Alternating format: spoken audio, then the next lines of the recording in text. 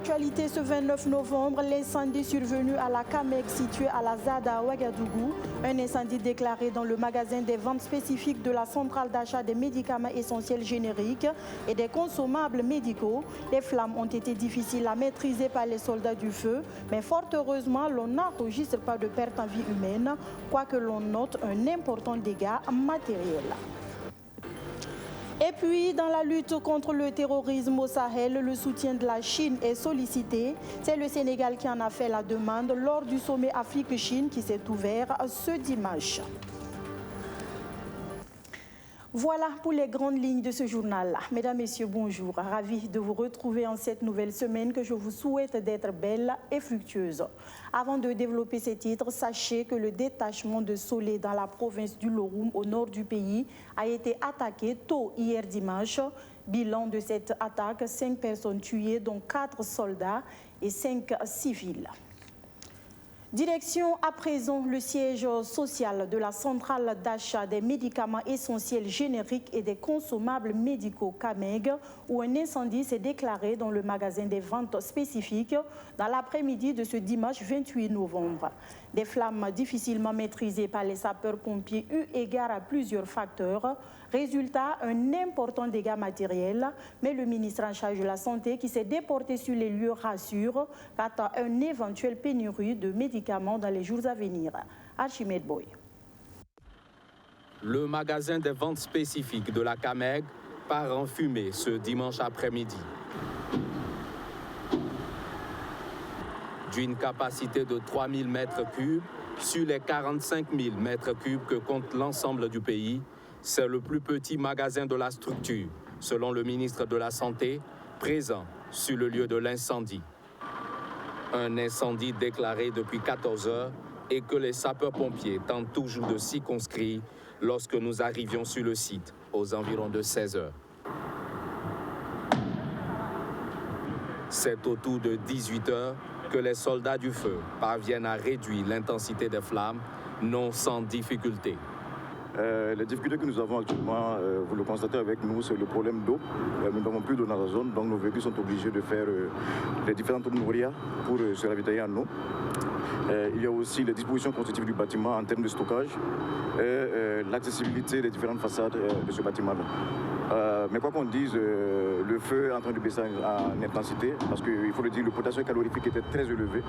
Et nous avons donc pu faire baisser le feu en intensité et nous attendons donc l'arrivée en eau de nos différents engins donc, pour pouvoir parfaire l'extinction.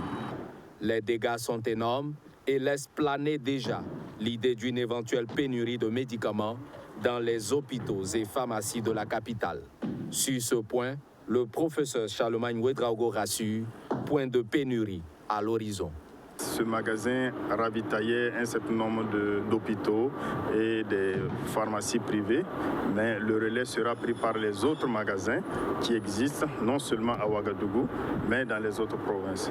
Nous allons également nous appuyer également sur les grossistes privés qui apportent un soutien au ministère de la Santé pour qu'il n'y ait pas de pénurie en produits de santé au niveau des formations sanitaires. Pour l'heure, l'origine de l'incendie n'est pas connue et la police scientifique y travaille. Le ministre de la Santé promet dans les jours à venir un point complet des dégâts enregistrés au cours de cet incendie. Le département du professeur Charlemagne Ouedraogo, toujours actif dans la lutte contre la Covid-19, peut désormais compter sur le vaccin Pfizer, déjà disponible au Burkina Faso. Annonce faite par le directeur régional de la santé qui était face à la presse à Bobo Dioulasso pour faire le point de l'évolution de la lutte contre la pandémie. Il ressort que depuis le 12 mars 2020, 3161 personnes ont été testées positives dans la région des Hauts-Bassins. Malheureusement, une soixantaine a perdu la vie. Plus de précisions avec Soto Justin Ndabiri. 3161 personnes ont été testées positives à la Covid-19 dans la région des Hauts-Bassins depuis le 12 mars 2020 jusqu'à ce jour. Le nombre de personnes décédées de la Covid est de 67 à la date du 22 novembre 2021. Les 1830, c'est des hommes, 1331, c'est des femmes. Donc, ça, c'est depuis le début. Maintenant, du 1er janvier à aujourd'hui, on a enregistré 899 cas au district sanitaire de Djo. 655 cas au district sanitaire de Tafra, 53 cas au district sanitaire de Moundi, 43 cas au district sanitaire de Ndorola. Korodara a enregistré 21 cas avec le district sanitaire de Moundi et de Lena du moins. Donc Korodara et Lena c'est 21 cas et Dandé c'est 13 cas. Donc on a un seul district depuis le début de l'année qui n'a pas encore enregistré de cas, donc c'est le district de Karangaso-Vigué. À l'heure où je vous parle, nous avons 3 malades qui sont hospitalisés. Et nous avons enregistré depuis le début de l'année 67 décès. Et les 67 décès, les 35 décès, ça a été enregistré les 2 derniers mois. Pour faire face à la recrudescence de la pandémie de la COVID-19, le Burkina Faso a bénéficié des premiers vaccins en juin 2021. Et de juin jusqu'à ce jour, ce sont 104 000 personnes qui ont été vaccinées dans la région de Haut-Bassin, ce qui constitue environ 1% des habitants de la région. Et les gens continuent de se faire vacciner et nous avons reçu plus de 360 000 doses du vaccin Pfizer et qui nous permettra de faire sous forme de campagne de 10 jours et nous prévoyons la période du 9 au 19 décembre pour pouvoir organiser sur 2 sites cette campagne de vaccination à l'endroit des populations. Fermées depuis mars 2020, les frontières terrestres doivent en principe rouvrir le 1er décembre 2021. Une ouverture des frontières conditionnée par le pass vaccinal obligatoire pour les voyageurs. Tous les points d'entrée maintenant officiels, on a mis en place un dispositif pour pouvoir assurer en tout cas la surveillance sanitaire. Donc on a des caméras de surveillance thermique, on a déposé des conteneurs médicalisés et on a formé tous les acteurs et mis même à leur disposition de la logistique. Donc le dispositif, ça sera de sorte à ce que toute personne qui doit traverser la frontière puisse montrer un passe vaccinal et puisse avoir un test PCR négatif. Rodrigue Diao exhorte les hommes de médias à poursuivre la sensibilisation auprès des populations en vue d'atteindre un taux de vaccination plus élevé dans la région.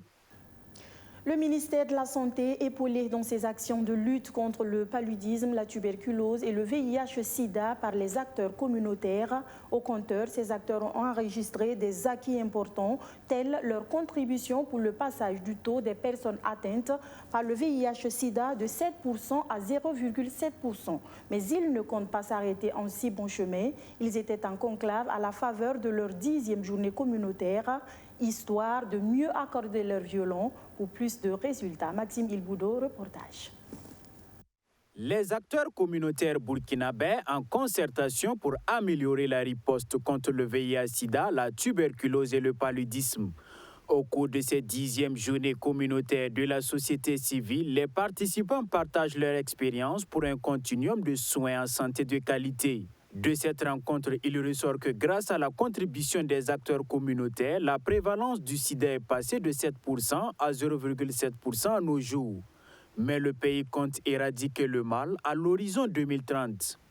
Au niveau du paludisme également, vous avez vu que grâce à leur contribution, de nombreuses personnes, femmes et hommes, ont été sensibilisés à la prise en charge communautaire du paludisme. Grâce à leur contribution, nous avons pu faire également reculer la tuberculose à travers le dépistage de nouveaux cas.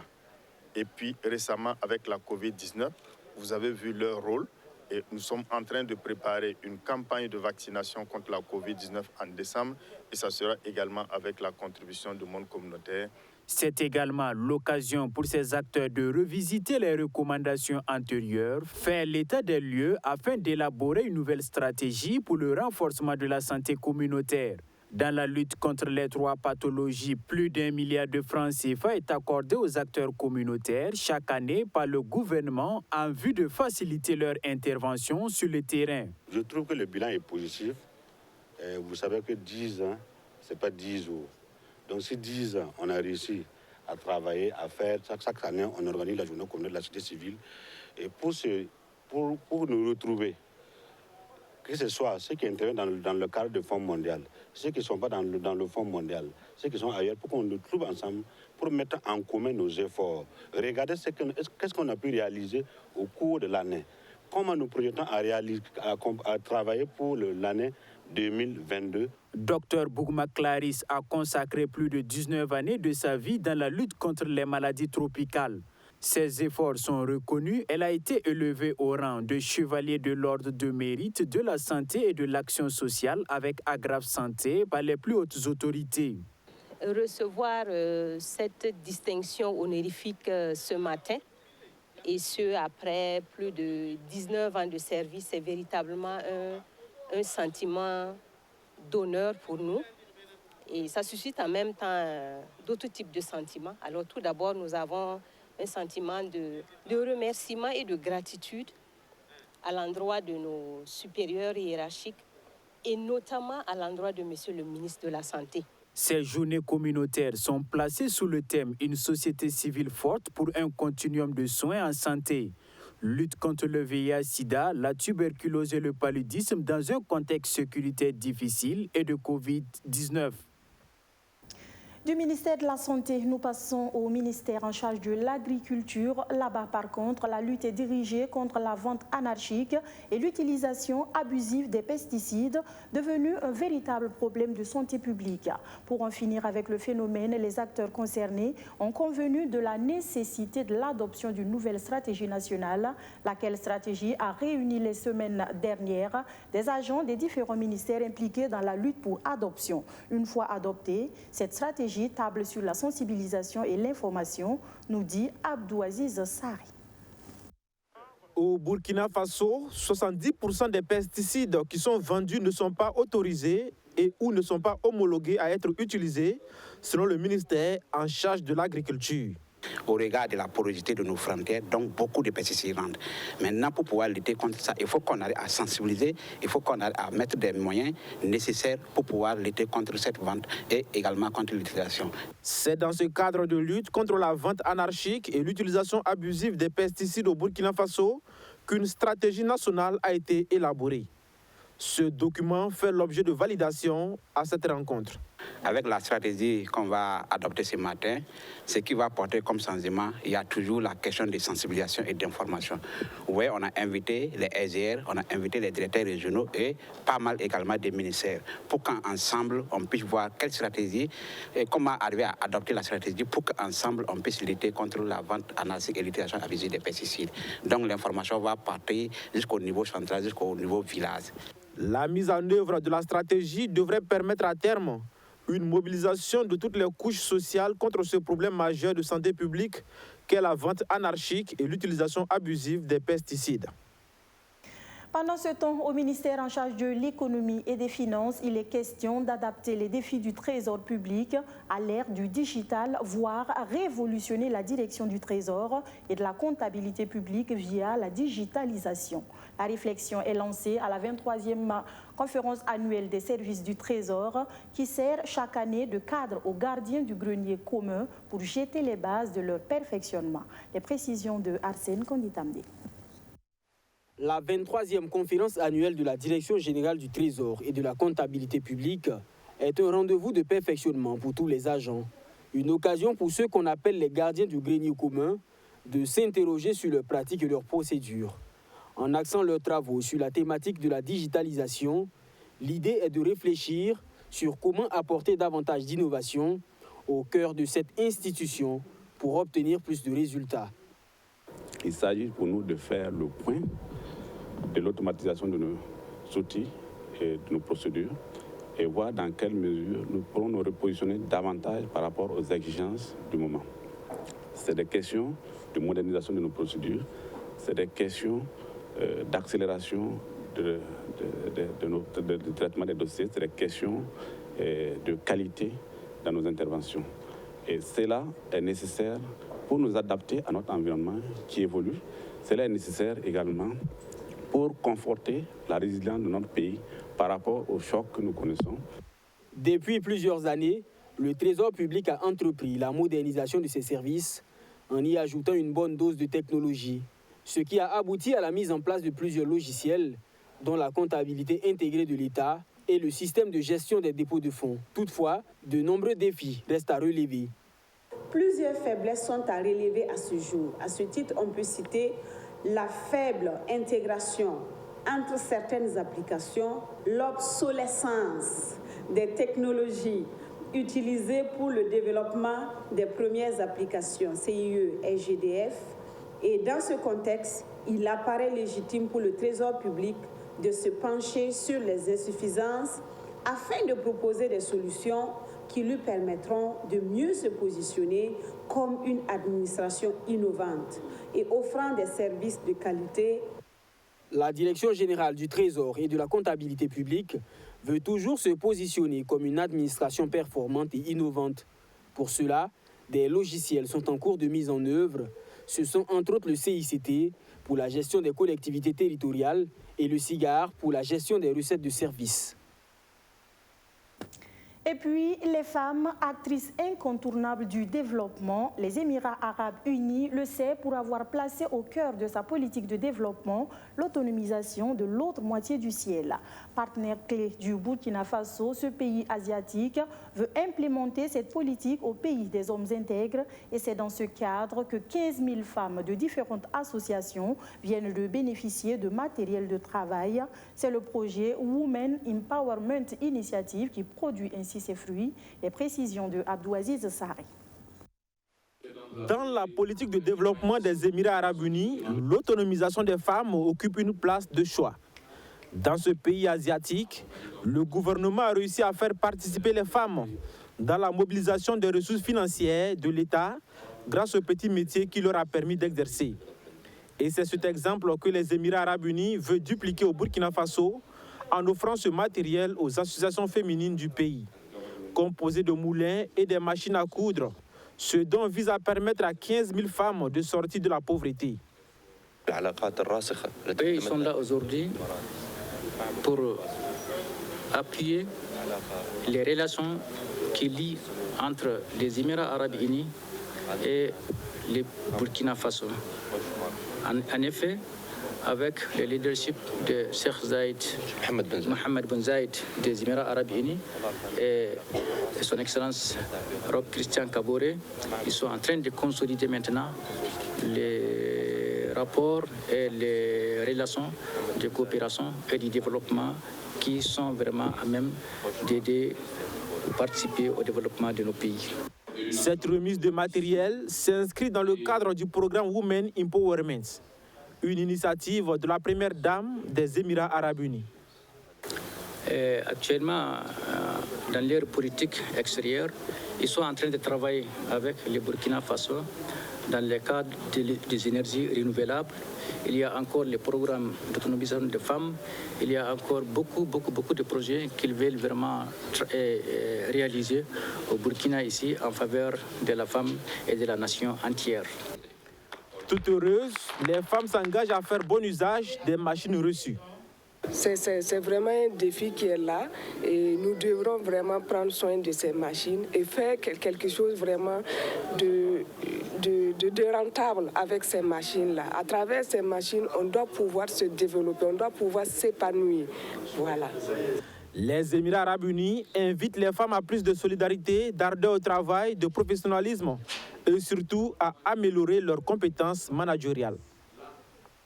Salubrité, on en parle dans ce journal avec ce geste salvateur. Si vous êtes une usagère du camp Aboubakar Sangoulé-Lamizana, vous l'avez sans doute constaté depuis ce week-end, les services de santé du camp présentent un nouveau visage. Cette initiative est à mettre à l'actif des membres de l'association Jeunesse Solidaire et Vaillante et de jeunes soldats qui ont nettoyé tous les recoins des services de santé. À travers cette action citoyenne, l'objectif est de nettoyer les infirmeries des différentes garnisons des forces armées nationales. Maxime Ilboudou. C'est dans une ambiance propre aux militaires, souvent teintée de patriotisme, que ces jeunes soldats donnent un autre visage plus accueillant au service de santé du camp Aboubakar Sangoulé-Lamizana. Pelles, râteaux, brouettes et autres outils en main, ils ont nettoyé et cerclé les recoins de leur espace de travail. C'est une structure qui est venue ce matin. On est ensemble pour nettoyer le camp. Ça nous donne le plaisir parce qu'on ne peut pas voir notre camp avec des saletés comme ça, ne nous donne pas envie. Donc ce matin, on a fait une petite association pour venir voir comment faire pour que notre camp soit propre. notre infirmerie soit propre, parce que si l'infirmerie est propre, c'est la fierté. Pendant que les uns désherbent, les autres ramassent les ordures et les mettent en tas. Initié par l'association Jeunesse Solidaire et Vaillante, l'objectif est de nettoyer les infirmeries des différentes garnisons des forces armées nationales. Nous avons nettoyé l'infirmerie, que vous voyez, même vous-même vous avez fait le constat, c'est trop vaste, il y a beaucoup de déchets, il y a beaucoup d'herbes. Les malades qui sont là, je pense que d'autres diront que vraiment la nuit, c'est pas facile avec le moustique. Et il y a des odeurs vraiment qu'ils ne peuvent pas supporter. Donc nous, on a décidé de venir nettoyer actuellement l'infirmerie, mais nous avons d'autres initiatives pour nettoyer encore le camp plus que ça et d'autres structures. Cette journée de salubrité se veut aussi un cadre de soutien aux forces de défense et de sécurité dans la lutte contre le terrorisme.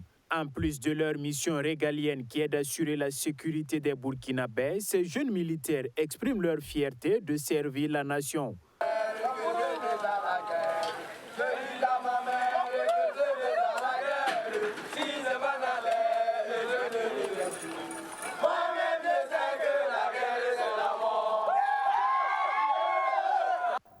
Voilà, toujours avec le moral haut, ces soldats burkinabés qui bénéficieront peut-être dans les jours à venir du soutien de Pékin dans la lutte contre le terrorisme. En tout cas, hier, à l'ouverture du sommet Afrique-Chine, le Sénégal en a fait la demande. À noter que c'est un sommet de 3 jours consacré au commerce et à la sécurité. Toutes les précisions avec nos confrères d'Africa News. Face aux groupes djihadistes qui opèrent depuis des années au Sahel, les pays ouest-africains veulent faire feu de tout bois, malgré la présence des forces françaises Barkhane et des casques bleus des Nations Unies. Dimanche, à l'ouverture d'un sommet sino-africain à Dakar, le soutien de la Chine a été sollicité.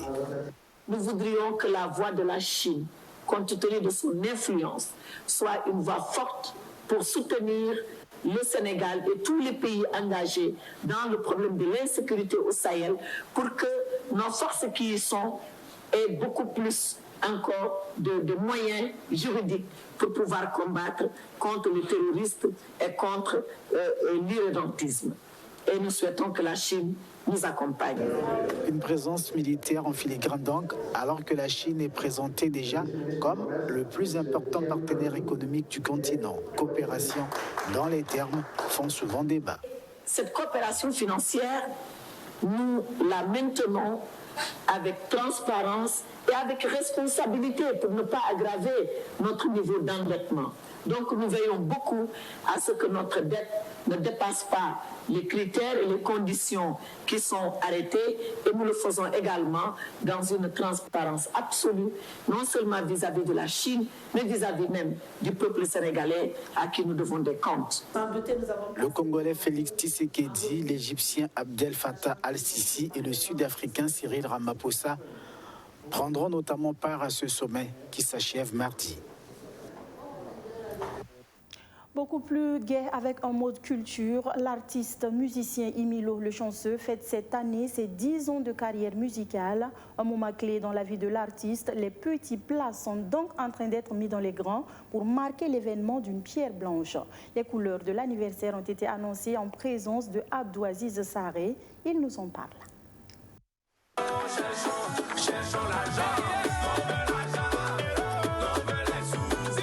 Petit à petit, il a su se faire une place de choix dans l'arène musicale burkinabé. Désormais, il est impossible de parler d'artistes faisant de coupés décalés au pays des hommes intègres sans citer son nom. En solo ou en featuring, Emilo Le Chanceux ne manque pas d'inspiration pour apporter de la joie dans le cœur des mélomanes. Avec 4 albums à son actif, l'artiste célèbre cette année ses 10 ans de carrière musicale. Pour marquer d'une pierre blanche cette décennie, 2 grands concerts sont annoncés par le fils du pays. Les 18 et 25 décembre prochains, respectivement à Ouagadougou et à Bobo-Dioulasso. Le projet au départ, c'était 10 ans d'IDAT. Mais l'aspect sécuritaire aujourd'hui nous oblige à le faire sur 2 grandes villes pour le moment. Donc, ce n'est en aucun cas la peur d'aller dans d'autres villes, mais c'est pour des raisons sécuritaires.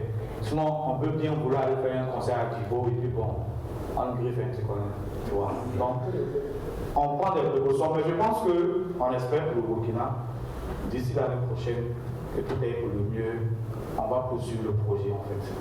Placés sous le signe de l'intégration, ces 2 spectacles devront connaître la participation de plusieurs artistes étrangers, notamment ceux qui ont déjà fait un featuring avec Emilio Le Chanceux. Quand on parle d'intégration, c'est une intégration musicale et en même temps continuer la promotion de l'album aussi qui s'appelle Intégration, de 20 titres où il y a des collaborations avec plusieurs pays tels que le Burkina avec Flobi, Dikofis, au Mali, Sidiki Diabaté, Chidima du Nigeria, Soul Banks de la Guinée, en Côte d'Ivoire, Kérosène à Barango, Tchad avec Mandoué.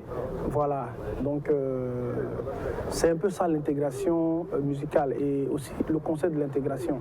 C'est dans l'album et ça va se faire aussi sur un podium, le podium de Canal Olympia Ouaga 2000 en live. Voilà. Selon Emilio Le Chanceux, une partie des recettes de ces 2 spectacles vont servir à soutenir des familles de FDS tombées, mais aussi à assurer l'inscription en première année de licence de 5 jeunes filles issues de familles défavorisées. Comme moi, je n'ai pas eu la chance d'aller loin à l'école parce que par manque de moyens.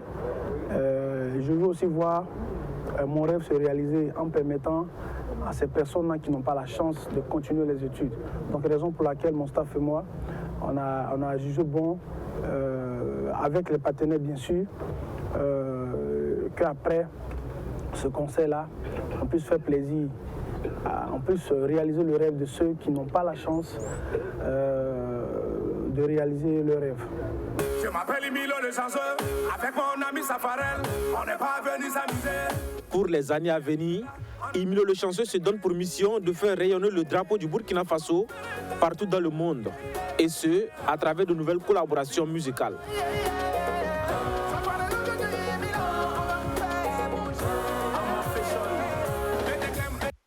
Voilà, mesdames, messieurs, c'est tout pour les actualités de la mi-journée sur BF1. Merci de nous avoir reçus chez vous. Ne zappez surtout pas, nos programmes se poursuivent.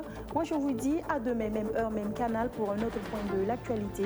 D'ici là, prenez grand soin de vous et des autres autour de vous. Bonsoir.